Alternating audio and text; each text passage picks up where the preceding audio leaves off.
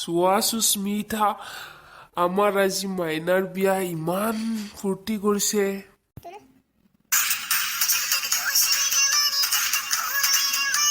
কিন্তু মোৰ যে মানুহবিলাকৰ আগত মুখ উলিয়াবলৈ লাজ লাগিছে। কিমান যে অপমান কৰিলো মই সকলোকে। ডিম্পু এদিন ঘৰৰ পৰা ওলাই গৈ মোৰ ভয়তে আৰু ঘূৰিয়ে নাহিল। এতিয়া ক'ত বা আছে সি, একো গম নাপাওঁ।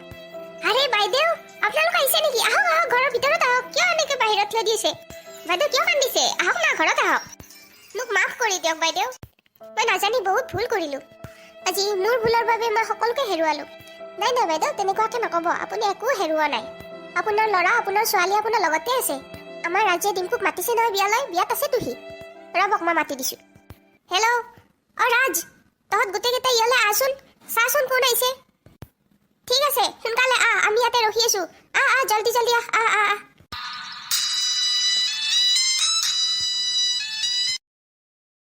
মা, তোমালোক আহিলা? কিয় কান্দিছা মা?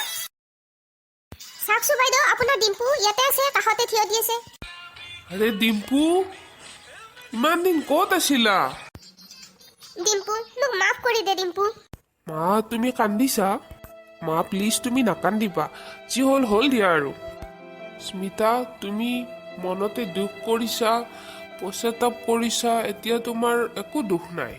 এতিয়া আমি কেনেদৰে ভালদৰে মিলি জুলি থাকিব পাৰোঁ, সেইবাবে যত্ন কৰাৰ দৰকাৰ। ৰ'বা পাপা, এক মিনিট। এইখিনিতে মোৰ আৰু এটা কথা ক'ব লগা আছে। কিনো কথা মাইনা? মই যেনেদৰে ৰাজক ভাল পাওঁ, তেনেদৰে ডিম্পু দায়ো ৰিয়াক ভাল পায়, আৰু ৰিয়ায়ো ডিম্পু দাক ভাল পায়।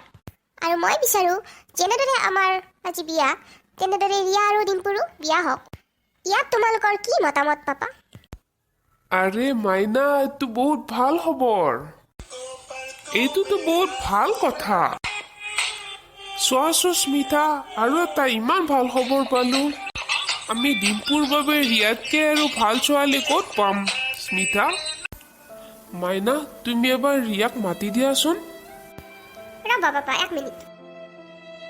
অ' ৰিয়া, এবাৰ ইয়াতে আহাচোন।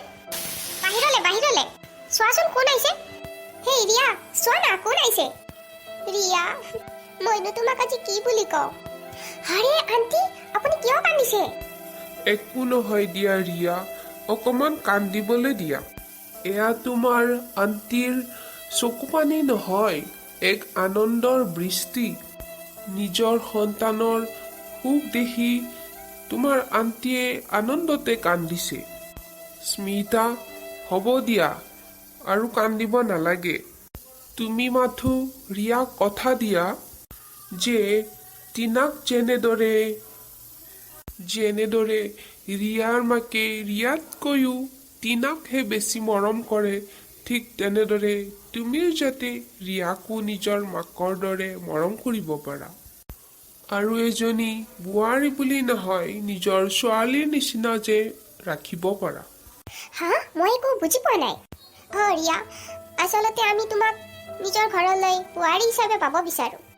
আমি সকলো গম পাইছোঁ ৰিয়া, যেনেদৰে আমাৰ টিনাই তোমালোকৰ ৰাজক ভাল পায়, তেনেদৰে তুমিও আমাৰ ডিম্পুক ভাল পোৱা, আৰু ডিম্পুয়েও তোমাক ভাল পায়। আৰু তোমালোক আটাইৰে দৰে ময়ো তোমালোকৰ সুখত সুখী হ'ব বিচাৰোঁ। ৰিয়া প্লিজ, তুমি মোক ভুল নুবুজিবা। নাই নাই আণ্টি, তেনেকৈ নক'ব। মই কেতিয়াও আপোনাক ভুল বুজা নাই।